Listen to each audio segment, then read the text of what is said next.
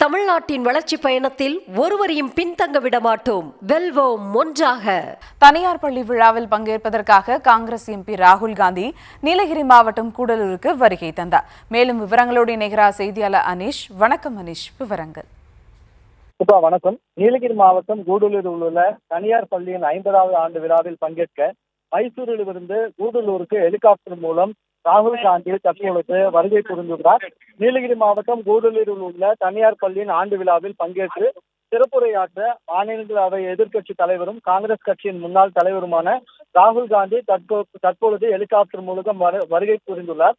அவ்வாறு கூடலூர் நகருக்கு வருகை புரிந்துள்ள ராகுல் காந்தியை வரவேற்க தமிழ்நாடு காங்கிரஸ் கட்சியின் தலைவர் செல்வ பெருந்தகை, திமுக சார்பில் பொதுச் செயலாளர் ராசா, தமிழ்நாடு அரசு கொறடா ராமச்சந்திரன், மாவட்ட கழக பொறுப்பாளர் KM ராஜு மற்றும் காங்கிரஸ் கட்சியை சேர்ந்த முக்கிய நிர்வாகிகள் சிறப்பான வரவேற்பு அளித்து வருகின்றனர்.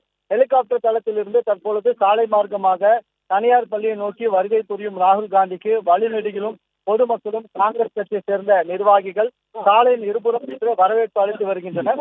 குறிப்பாக தனியார் பள்ளியில் நடைபெறும் ஆண்டு விழாவில் பள்ளி மாணவ மாணவிகள், பெற்றோர்கள் மற்றும் காங்கிரஸ் மற்றும் திமுகவை சேர்ந்த மிக கட்சி பிரமுகர்களுக்கு மட்டும் அனுமதி வழங்கப்பட்டுள்ளது.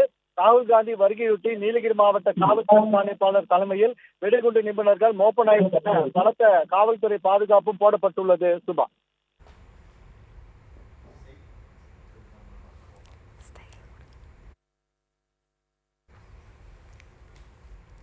விவரங்களுக்கு நன்றி அனீஷ். தமிழ்நாட்டின் வளர்ச்சி பயணத்தில் ஒருவரையும் பின்தங்க விட மாட்டோம், வெல்வோம் ஒன்றாக.